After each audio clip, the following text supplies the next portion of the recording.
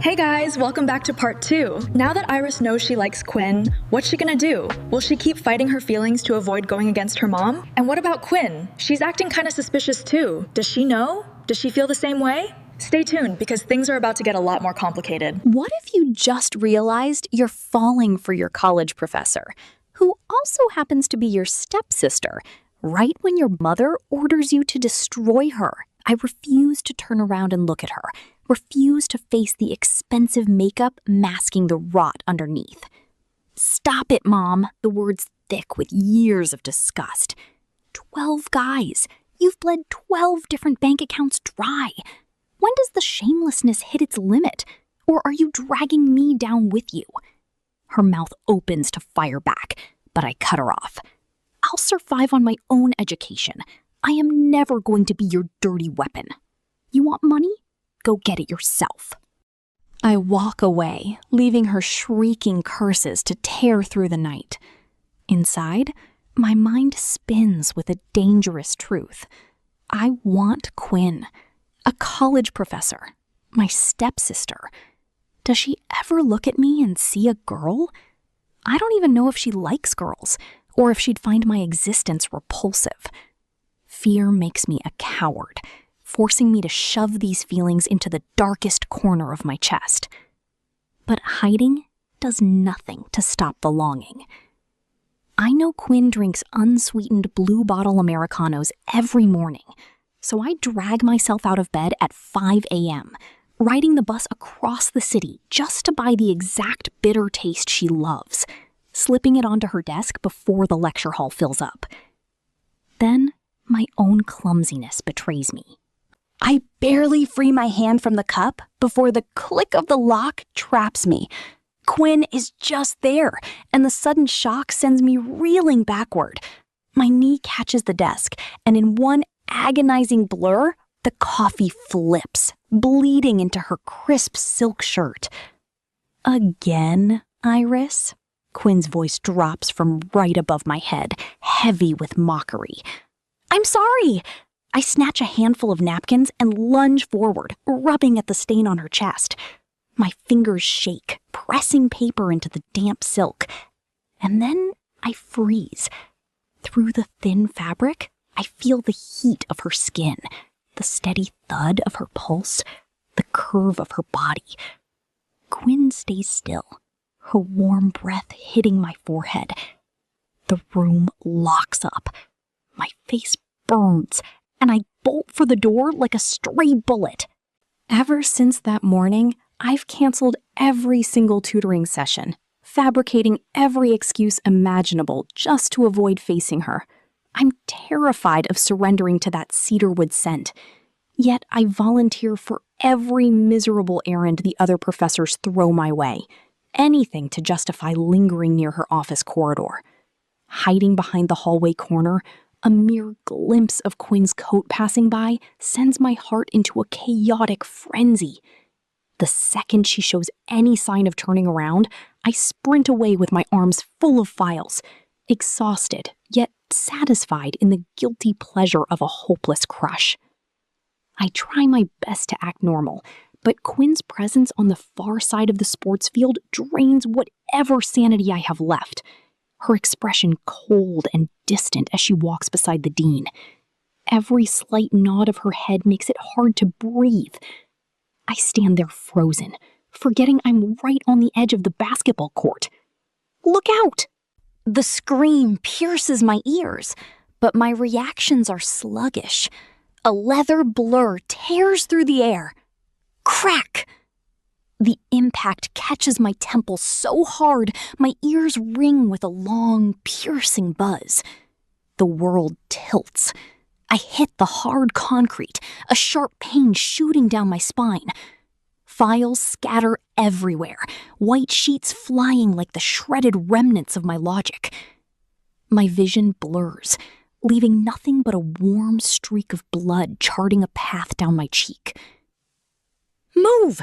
Everyone move! A panicked voice barks out, making my chest tighten. A shadow drops down, blocking out the light. That cold cedarwood scent surrounds me. Quinn. Her usually unshakable face is pale behind her thin-rimmed glasses. She drops to her knees in the mess of papers, hands clamping onto my cheeks, her fingers sweeping away the smeared blood. "Iris, look at me! Can you hear me?"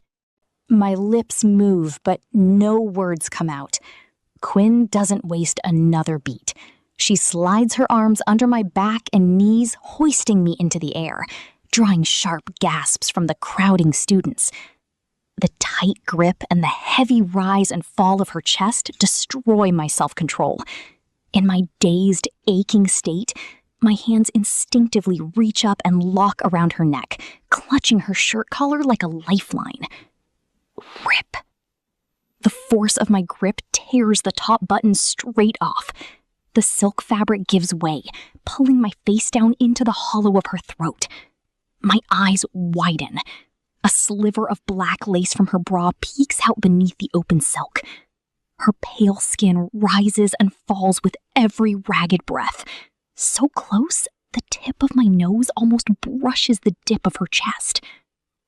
Quinn falters for a fraction of a second, her stride wavering, but the arm around my waist tightens in a fierce protective reflex. She doesn't care about the exposed shirt. She just holds me tight, charting a straight path toward the infirmary. The room is drowned in suffocating darkness, but my body burns. I lie sprawled across the bed, legs spread, staring blankly at the pitch-black ceiling. Yet everything I see, everything I breathe, belongs to Quinn. The spectacle of her carrying me across the campus courtyard that afternoon turns Quinn into an urban legend among the student body. She blows up overnight, and it leaves a bitter pool of acidic jealousy churning in my stomach. Everywhere I go, I have to endure their pathetic flirting, their endless gossip about her cold, untouchable charm. The obsession peaks one afternoon when I find myself frozen in the faculty hallway, clutching a stack of old lesson plans, a masochistic habit I can't seem to break. Through a crack in her half-shut office door, I witness a notorious campus golden boy standing right in front of Quinn. He grips a bouquet of crimson roses, his mouth moving as he spills some rehearsed, flashy confession. I stop breathing, my heart hammering against my ribs. But Quinn doesn't break. She doesn't glance at the flowers even once, her expression indifferent, looking at him like he's a piece of broken junk. "Take that and get out," Quinn says, her voice sharp as ice, cutting him off without a shred of mercy. "I am not attracted to men. Do not waste my time or disturb me again." The blunt rejection hits my brain like a lightning strike. The golden boy flees in total humiliation, dragging his flowers with him, while my knees go weak. I slide down against the hallway wall, my mind trapped between pure shock and a wild, dizzying rush of euphoria. This massive realization shatters every single defense mechanism I spent weeks building. She doesn't like men, which means I am not the only one harboring a forbidden desire. Which means I have a shot. The paralyzing fear suffocates, replaced by a reckless streak I didn't know I possessed. I stop running. The very next day, I force myself into her orbit, causing intentional run-ins in the main lobby and taking a seat right in the front row during her lectures. The peak of my defiance comes after hours, when I corner her right outside the faculty lounge. My hands squeeze the straps of my backpack, forcing myself to look straight into those dark eyes behind her thin glasses. "I want to resume my tutoring," I say, fighting to keep the tremor out of my voice, even as my fingernails dig into my palms until it stings. "At our house, like before." The semi-secret tutoring dynamic at home doesn't even get a chance to warm my frozen chest before Quinn drops a ticking time bomb right between us. During a seminar, she stands at the podium, leaning her weight onto her hands as her eyes sweep across the lecture hall. Then she drops a line, casual and light. "Any student who finishes this semester with a perfect GPA in my course will get one request granted." anything they want. The room explodes. Inside my ribs, my heart kicks so hard I can barely breathe.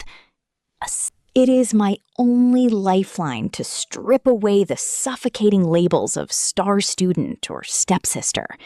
More than that, no one has the right to demand anything from Quinn, except me. I throw myself into the race like a manic addict running on pure thirst. The days that follow blur into a physical nightmare. I cage myself in the library from dawn until the lights cut out, skipping meals, ignoring the relentless buzz of my phone whenever my mother tries to call. The bitter wash of black Americanos down my empty stomach makes me sick, but the obsession with a perfect 4.0 is a million times worse than the hunger. On nights when sleep deprivation turns my vision to blur, the memory of that black lace and her cedarwood scent flashes behind my eyelids, triggering my exhausted nerves to keep fighting. I have to win this mind game she's playing. I have to have her, no matter the cost. The glowing red 4.0 on my phone screen feels like a passport out of hell. I use my sole privilege, the right to that wish she declared in front of the campus, to call her out to a suburban amusement park at 9 p.m. This place is a bleeding wound in my chest that never healed. Back in high school, after I aced my exams, my dad promised to bring me here. He never got the chance, dying on some godforsaken road in a horrific crash the day before we were supposed to leave. To me, this park is the ultimate symbol of wreckage, the pain of losing the only anchor I ever had. But tonight, I choose to stand under the flashing neon lights and the loud, obnoxious music because I know my heart is wide open. I trust Quinn. I crave the vulnerability of burying my face into her cedarwood-scented shoulder and crying, desperate for her to fill the massive, empty crater my dad left behind. I set up everything by myself. A small rented bungalow overlooking the massive Ferris wheel, soft-scented candles, and a bunch of purple asters, the flowers of patience and quiet devotion. Quinn arrives exactly on time, still wearing her elegant wool coat and those familiar thin-rimmed glasses. She looks over the romantic setup I made, her face showing absolutely zero emotion. When I summon the nerve to look up at her, my hands shaking as I offer the flowers and spill the confession I've buried for months, the air suffocates under a terrifying silence. "What is this ridiculous stunt, Iris?" Quinn's voice drops, freezing me to the bone. I like you, Quinn, not as some fake sister and definitely not as a student. I want to be with you. Quinn stares down at me, her cold gaze strangling the last shred of hope left in my veins. Stand up and go home. Legally and domestically, we aren't even family. Don't be stupid, kid. But what about the GPA promise? I claw at the wool of her coat, tears spilling over as the words choke in my throat. You said you'd grant any request for a perfect score. I ruined my sleep for weeks to get this. The GPA reward was behavioral conditioning, a psychological trick to boost performance in a lazy classroom. Our boundaries belong in the lecture hall. Don't ever cross them. She turns and walks away, her tall, slender silhouette disappearing into the surging crowds. I collapse onto the freezing ground. All around me, the park music keeps thumping its cheerful, hollow beat, but my world has crashed into dust. I have nothing left. The only anchor I allowed myself to trust just crushed my pride, my past, and my future under the heel of her boot. I pull my knees to my chest, my pathetic sobbing swallowed up by the noise of a place where I never belonged. There, my poor baby girl. A hand with blood-red painted nails rests on my head, stroking gently. My mother stands there under the garish, cheap neon glare of the amusement park. She tracked us from the start. I glare up at the woman, who, by all accounts, should be screaming at me, cursing my twisted preference like she always does. Instead, A terrifying, sweet smile stretches across her face. She was so brutal to you, yet you still want her, don't you? She drops to her knees, using an expensive silk handkerchief to wipe the tears from my cheeks. Don't cry. I will help you. I'll make sure you have every opportunity to step right into her bed, to force her down to her knees at your feet. You just have to do one tiny thing for me. My brain goes numb. I know this is a trap. I know she only wants to use my hands to destroy Quinn and steal the family fortune. But in this state of absolute devastation, with my world crushed under Quinn's boot, this fake warmth from my toxic mother becomes the only drug keeping me from losing my mind. My pathetic, foolish devotion locks my throat, making it impossible to say no. You are done stalking her and acting desperate, Mom says, tossing a black card onto the table. Anything easily obtained is treated as garbage. If you want her to crave you, you have to become something she can see, but never touch. The strategy begins with a brutal reinvention. My oversized hoodies go straight into the trash, replaced by bodycon dresses that trace every curve and low-cut silk tops exposing my collarbones. With a swipe of deep crimson lipstick, I walk onto campus, surrounded by the shocked whispers of the student body. Mom forces Quinn to drive me to campus every single day in front of her father. The enclosed space of the car becomes psychological torture. I sit in the passenger seat, staring out the window, cold. A provocative scent of amber musk radiates from my skin. I feel the sharp shift in Quinn's composure. Her long fingers grip the steering wheel so hard her knuckles turn white. In the glass reflection, her eyes dart toward me behind those thin frames, her pupils constricting, her breathing heavy as I lean forward to adjust my silk hem, intentionally flashing my bare collarbone right in her line of sight. My chest tightens. Mom plays her ace card right at dismissal, directly in front of Quinn's car. A sleek Porsche parks right by the exit. Aunt Haley, Mom's wealthy friend who radiates an aura of an expensive, powerful, pampering older woman, steps out.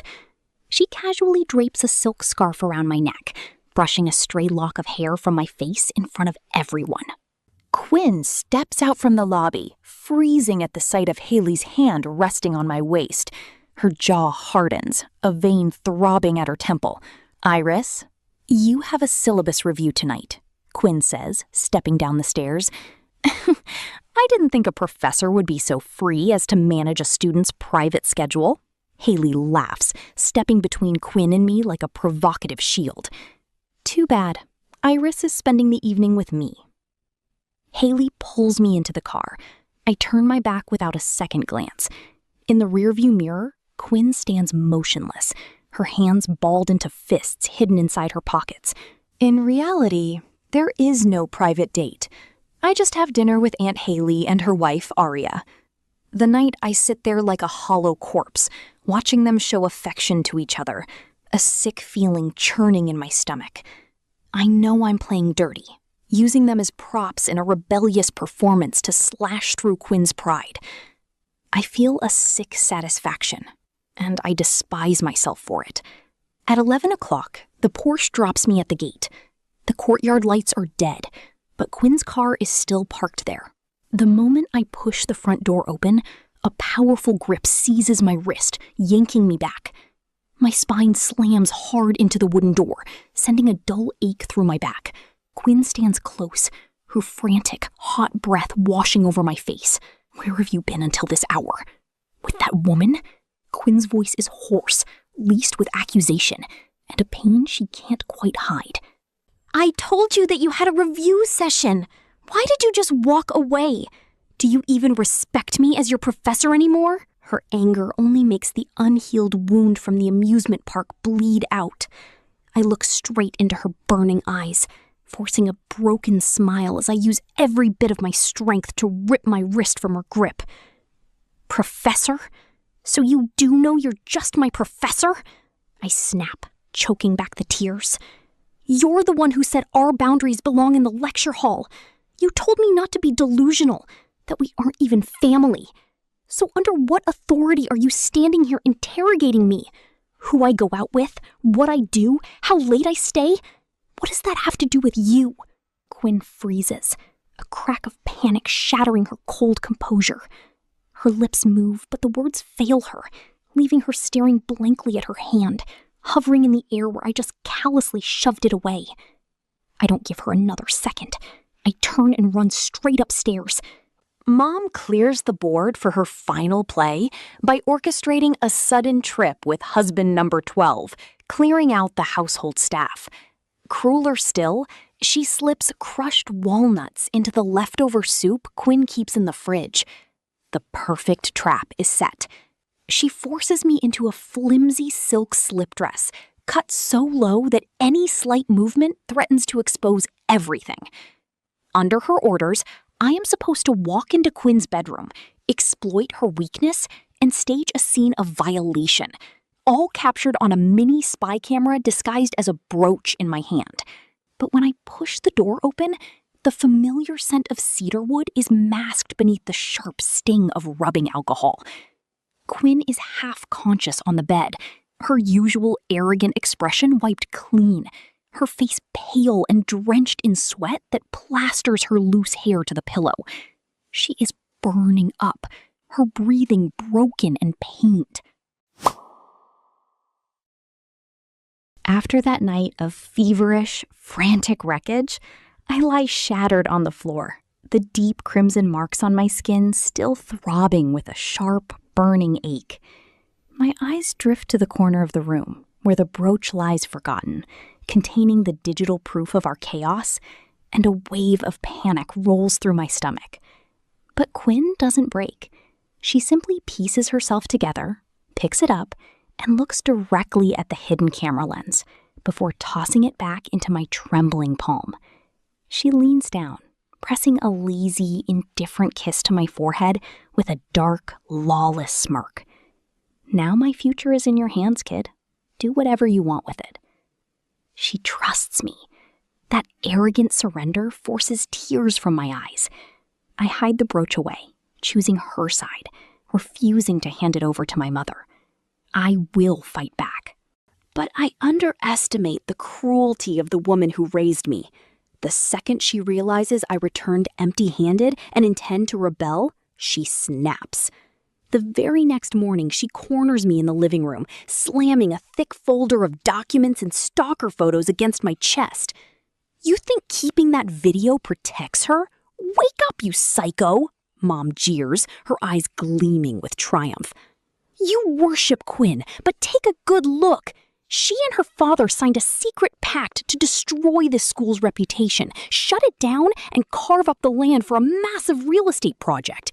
She isn't noble. She is using you and every single student as leverage to line her pockets." My mind blanks, crumbling under the weight of the contract staring back at me, bearing Quinn's unmistakable signature. The person I risked my life to love is just another liar. Before I can breathe, Mom steps closer, shoving a photo directly into my face. A skeletal, hollow man confined to a medical bed. My biological father. He didn't die in that crash years ago. She has been keeping him prisoner in a psychiatric ward. Even if she is a monster, you still can't bring yourself to hurt her, can you? Mom strokes my cheek, her sharp nail dragging down until it leaves a thin, bleeding scratch. Defy me again, and you lose everything. You will never see your pathetic father again. I am backed into a desperate corner, suffocating so hard I want to die. Caught in a brutal crossfire, needing to save my father, yet reeling from Quinn's betrayal, I still cannot bring myself to destroy her. In a final naive move, I secretly schedule a meeting with Quinn's father. I assume he is the only authority powerful enough to neutralize my mother, salvage my dad's freedom, and use the brooch as leverage to freeze her out. I am a total idiot. That very afternoon, an emergency summons drags Quinn and me into a locked boardroom. Sitting in the center of power is Quinn's father. And right there on the table, the brooch I brought to save us sits confiscated next to his tablet. He is the true architect of this nightmare. He knew about my gold-digging mother's scheming all along and let it happen.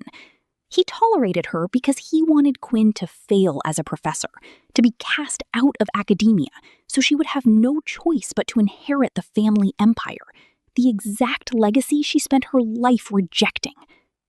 Click.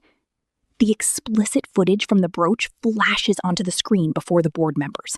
Absolute proof of an illicit student-teacher relationship, enough to instantly liquidate Quinn's honor, her career, and her life. Quinn freezes. Slowly, she turns her head to look at me. The eyes behind her thin frames are stripped of their usual dark possession, replaced by pure shock and profound, bleeding betrayal. "Did you do this, Iris?" Her voice shudders, hoarse and broken. I stare back at her, my body shaking, my teeth chattering into the silence. Guilt, agony, and a twisted current of hatred strangle my throat. I want to scream the truth, to explain the trap, but the words choke me. I am paralyzed, forced to watch the person I love drop into the abyss, dragged down by the ruthless, calculating hands of the monsters who gave us life.